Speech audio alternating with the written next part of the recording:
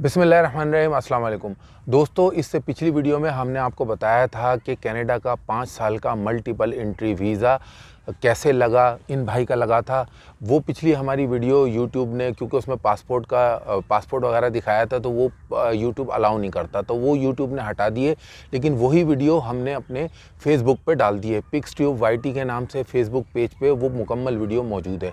आज की इस वीडियो में बताएंगे कि इन भाई को कनाडा का 5 साल का मल्टीपल एंट्री वीज़ा कैसे मिला, जबकि इनकी कोई ट्रैवल हिस्ट्री भी नहीं थी। इसके अलावा कोई लंबा चौड़ा बैंक स्टेटमेंट भी इनका नहीं था।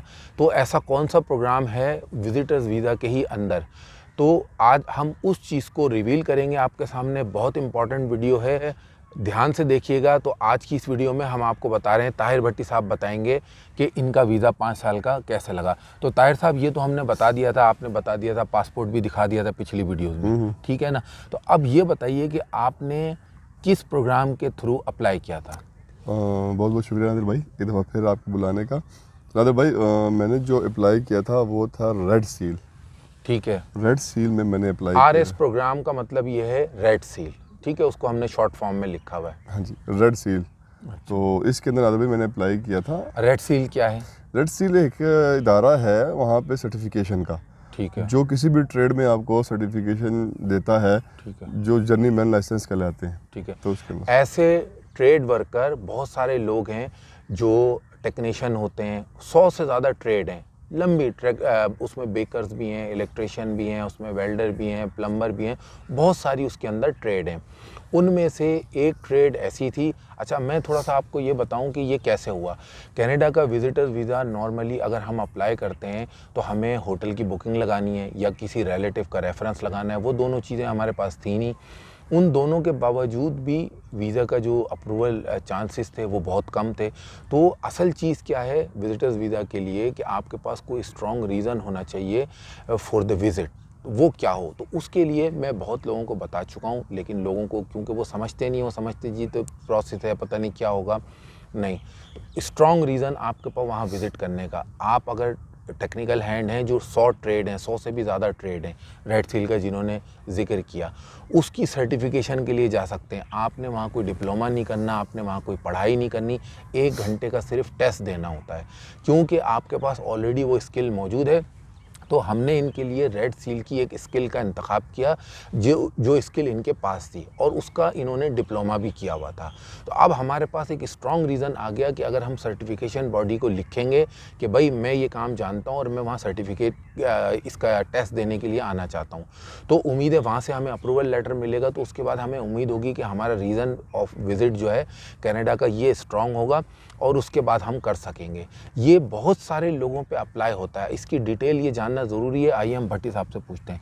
तो भट्टी साहब, आपके पास वो स्किल थी और आपके पास उससे रिलेटेड डिप्लोमा भी मौजूद था, फिर आपने रेड सील का जवाज़ आपने हासिल किया कि चलो मैं ये काम कर सकता हूँ और मैं इसकी सर्टिफिकेशन के लिए कनाडा जाऊँ। फिर क्या हुआ? नादिर भाई, आपकी वीडियोस देखी रेड सील के बारे में, काफ़ी माशाल्लाह अच्छी वीडियो काफ़ी थी। मैंने वो देखी, स्ट्रीम्स मतलब जज स्ट्रीम अपने लिए फ़ाइनल करने के लिए मैंने देखी कि मैं किस स्ट्रीम में अपने आप को करूँ।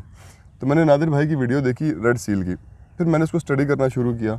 फिर इनसे मशवरा किया, नादिर भाई मैंने ये मेरे पास ये ट्रेड है और मैं सर्टिफिकेट डिप्लोमा मेरे पास मौजूद है, इतने साल का डिप्लोमा है, इतना साल मेरा एक्सपीरियंस भी है। तो नादिर भाई मैं इस स्ट्रीम को पकड़ लूँ, मैं स्ट्रीम को लेके चलना चाहता हूँ आगे। तो नादिर भाई ने मुझे कहा बिल्कुल यार आ जाओ, इसको बैठ के करते हैं, इसको देखते हैं इसको। ये विजिटर वीज़ा के लिए एक स्ट्रॉन्ग रीज़न है। ये विजिटर वीज़ा के लिए एक स्ट्रॉन्ग रीज़न था, जो नादिर भाई ने मुझे बड़ी खुशी से अभी मेरा सारा कुछ काम किया, मेरे फॉर्म सर्टिफिकेशन के लिए लिखना। असल में तो शुरू से स्टेप बाय स्टेप बताएं ना, ताकि हाँ, लोगों को इसको समझ आए। असल में नादिर भाई, फिर आपने एक प्रोविंस का इंतखाब किया। हाँ, स्टेप बाय स्टेप। ये मतलब नादिर भाई थोड़ा और क्लियर करके बता देते हैं कि चैलेंजिंग एग्जाम। हाँ, चैलेंजिंग अच्छा, एग्जाम। वो तो मैं बता चुका हूँ कि आपने कोई पढ़ाई नहीं करनी, आपने सिर्फ अपनी ट्रेड का एक एग्ज़ाम देना होता है। उसके लिए आप सबसे पहले क्या करते हैं, एक प्रोविंस का इंतखाब करते हैं। ये जैसे मैंने मतलब 2-3 प्रोविंस को लिखा, लेकिन नादिर भाई ने मुझे कहा कि आपने सिर्फ एक प्रोविंस का इंतखाब करें जहाँ से ये आपको इजीली मिल सकता है। तो फिर मैंने नादिर भाई ने इनफैक्ट मेरी ईमेल तैयार की, ईमेल लिखी सर्टिफिकेशन बॉडी को, ब्रिटिश कोलंबिया। तो वहाँ लिखी ईमेल करके, तो हम इंतज़ार में बैठ गए। तकरीबन 10 से 12 वर्किंग डेज़ में नादिर भाई मुझे रिस्पांस आया वहाँ से कि जी अब आप अपनी चीज़ें हमें भेज दें। तो हम उसको मतलब वेरीफाई करके उसका एग्जामिन करके तो फिर हम आपको बताते हैं। ठीक है। तो वो फिर मैंने मतलब फॉर्म वगैरह भेजे, तो फॉर्म भेजे, सारी चीज़ें हमने नादिर भाई ने मैंने बैठ के हमने उसको स्टडी किया, देखा अच्छे तरीके से जो मटेरियल था। अच्छा, ये पूरी कहानी इस अरसे के दौरान 1 साल का पीरियड है, ये जहन में रखिएगा आप। जज्बाती नहीं था मैं कि यार मैं मतलब बस करूँ और फौरन हो जाए, और बस मैं यहाँ पे जैसे हथेली पे सरसों जम जाए मेरे। अच्छा, इनकी भी फैमिली है और ये कोई फैमिली समेत नहीं जा रहे हैं। ये विजिटर्स वीज़ा सिंगल होता है, बहुत सारे लोग होते हैं, पूरी फैमिली कैसे जा सकती है? तो भाई पूरी फैमिली जो अप्लाई करेगी वो एक अलग टॉपिक है। यहाँ हम बात करें कि एक इंडिविजुअल कैसे जाए। ठीक है, पूरी फैमिली का तो विजिटर वीज़ा वैसे ही मुश्किल है, सिंगल का ही मुश्किल है, तो पूरी फैमिली का तो वैसे ही मुश्किल है। ठीक है ना? तो अब एक सिंगल पर्सन ने क्या किया, उसको अपनी फैमिली यहीं छोड़ना पड़ रही है, अब वो प्रोसेस कर रहा है। हाँ बिल्कुल, मेरे नादिर भाई 3 बच्चे माशाल्लाह और मिसेज़ मेरी, फिर मेरे पीछे बहन भाई, लेकिन फ़िलहाल मैं अकेला जा रहा हूँ। तो वो जो प्रोसेस था, ईमेल की, उनके फॉर्म्स आए, सारा कुछ हुआ, हमने बैठ के फॉर्म फिल किए बड़े अच्छे तरीके से उनकी ही वेबसाइट के ऊपर फॉर्म फिल किए, क्योंकि इनको उस ट्रेड की, उस काम की पूरी मालूमात थी। इनको पता था कि ये काम क्या होता है, उसमें कुछ सवालात दिए हुए होते हैं, उसके जवाब आपने सिर्फ टिक करना होता है। तकरीबन 125 लेकिन ये सवाल थे। टेक्निकल काम है, काफ़ी ज़्यादा मुश्किल काम है इसका फॉर्म फिल करना। एक फॉर्म नहीं, कई फॉर्म है, वो हो गया। हाँ नादिर भाई, इसके 125 सवाल थे जो हमने किए। तो वो करने के बाद हमने मतलब उनकी फ़ीस थी $100 जो हमने पे कर दी, हमने भेज दी। अच्छा, अब पहला मरहला आ गया। अब खर्चा, जो लोग पूछते खर्चा कितना होगा, अब पहला मरहला आ गया। इन्होंने कनाडा के एक प्रोविंस को लिखा और उससे कहा, उसकी सर्टिफिकेशन बॉडी को लिखा कि मैं ये काम जानता हूँ, मैं यहाँ से इसका रेड सील सर्टिफिकेट मुझे चाहिए। उन्होंने इनको फॉर्म भेजे, इन्होंने फॉर्म फिल कर दिए। अब फॉर्म फिल करने के साथ ही इन्होंने $100 उसकी फ़ीस जमा करा दी, जो तकरीबन 33-34 हज़ार रुपये पाकिस्तानी बने।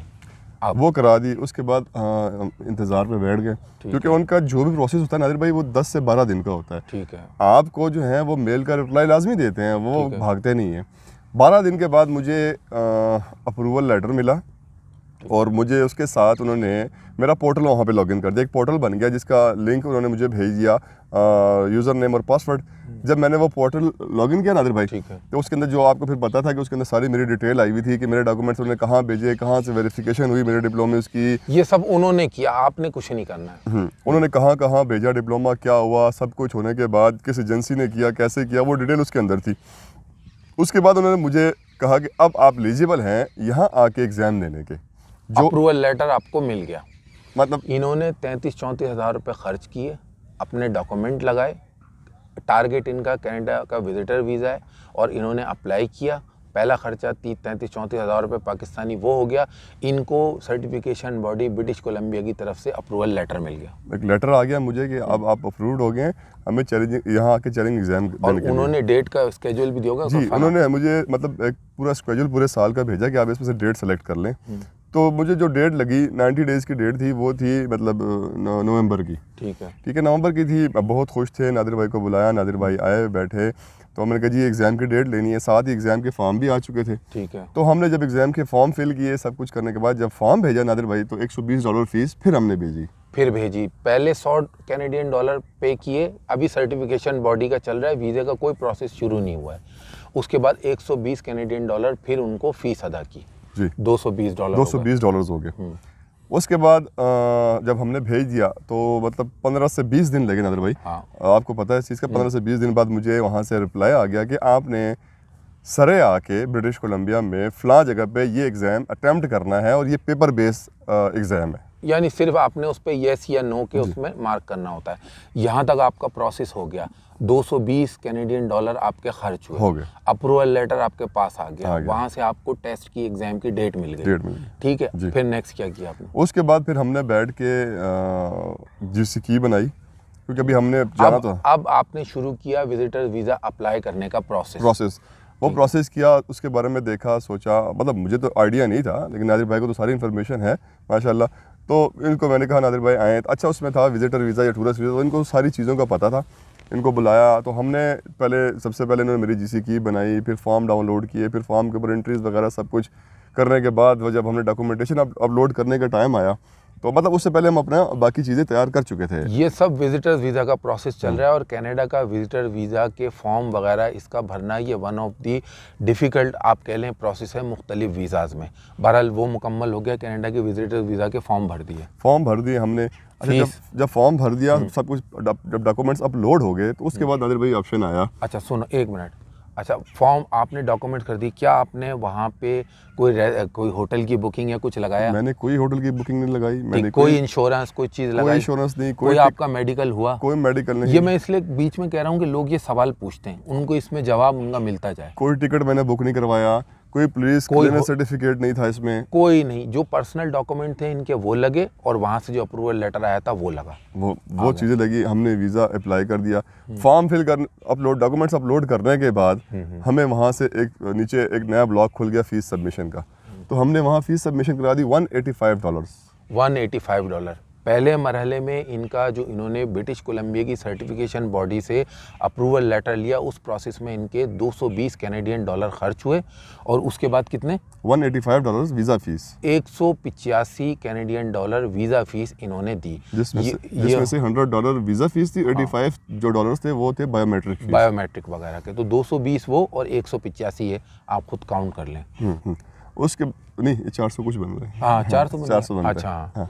तो उसके बाद हम बैठ गए, फिर इंतज़ार, जैसे फिर पिछली वीडियो में बताया हमने, इंतज़ार करते रहे हम लोग और दिल बहुत डरता था, लेकिन नादिर भाई मुतमईन थे क्योंकि सारे फॉर्म वगैरह फिल किए थे, सब कुछ इन्होंने किया तो मुतमईन था, मुझे बताते थे। लेकिन मैं फिर भी, क्योंकि जब लोगों से सुनते थे कि 1 साल हो गया, 2 साल हो गया हमने अप्लाई किया, अभी तक रिप्लाई नहीं आ रहा। वो तो बायोमेट्रिक का भी बताओ। हाँ, फिर जब 17 अगस्त को हमने फॉर्म सबमिट किए, फीस सबमिट की, तो विद इन 3 और 4 आवर्स हमें वहाँ से आ गया लेटर, आ गया कि आप जी अपॉइंटमेंट लें और जाके जेरिस में अपने बायोमेट्रिक करवा दें। जब आपने फॉर्म फिल किया था उसी में ही उन्होंने, जब फाइनल सबमिशन हो गई, उन्होंने उसमें लिंक दिया IRCC कनाडा ने कि अब आप यहाँ पे जाके अपने बायोमेट्रिक दें। वो लिंक आ गया, उस लिंक पे क्लिक करके आपने अपना वहाँ पे बायोमेट्रिक करवाया। बायोमेट्रिक अच्छा, इस पे भी थोड़ा सा एक होता है इबहम, ये है या थोड़ा सा ये मसला ये भी होता है कि कुछ लोगों के बायोमेट्रिक्स 1 हफ्ते के बाद आते हैं। ठीक है, 4-4 5-5 दिन लग जाते हैं। कई महीने। ठीक है, लेकिन मेरा 4 घंटे में आ गया था, लेटर आया था। मतलब जो हमारा GCK का पोर्टल है IRCC का,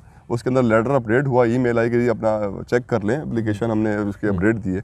तो वो लेके फिर नादिर भाई ने मेरी जेरिस में अपॉइंटमेंट बुक करवाई, हम लोग वहाँ गए, फीस क्योंकि हम ऑलरेडी पहले पे कर चुके थे, तो वहाँ बायोमेट्रिक करवाई हमने और हम वापस आ गए। तो अपडेट फिर थोड़ी आधे 1 घंटे के बाद फिर अपडेट हो गया कि आपका बायोमेट्रिक वगैरह अपडेट हो चुका। जो GCK थी हमारी पोर्टल था उसके अंदर चीज़ें अपडेट हो चुकी थी सारी। तो बस फिर हम इंतज़ार में बैठ गए नादिर भाई। अच्छा, इनको जो वीज़ा मिला है वो हम अपनी पिछली वीडियो में दिखा चुके हैं, पासपोर्ट भी दिखा चुके हैं। वो हमारी वीडियो यूट्यूब की पॉलिसी की वजह से उन्होंने यूट्यूब से तो हटा दिए, लेकिन वही वीडियो जिसमें हमने दिखाया इनका पासपोर्ट, इनका वीज़ा लगा हुआ, वो आपको हमारे फेसबुक पेज PixTube YT पे मिल जाएगी, वो पहली वाली वीडियो। ये अहम है, इस वीडियो में हम आपको ये बता रहे हैं कि असल में विजिटर्स वीज़ा इन्होंने कोई होटल की बुकिंग लगा के नहीं किया था, बल्कि RS प्रोग्राम कनाडा का है, रेड सील प्रोग्राम जिसको कहते हैं, उसके तहत किया था और उसका इन्होंने स्टेप बाय स्टेप प्रोसेस बताया है। तो ये आपने वहाँ जमा करवा दिया, अब आप वेट कर रहे हैं। अब हम वेट कर रहे हैं, ठीक है, वीज़े का।